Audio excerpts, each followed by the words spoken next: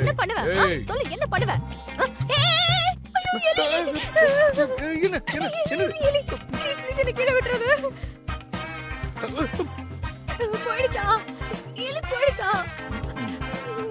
போன்னு சொன்னா உடனே போயிடுமா?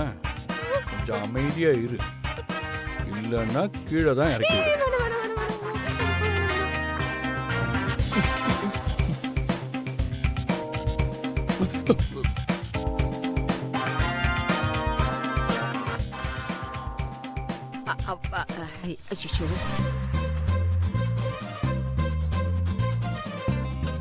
அச்சோ, தப்பான நேரத்துல வந்துட்ட போல இருக்கு.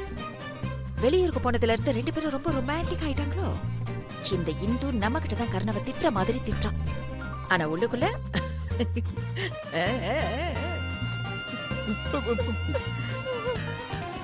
இந்து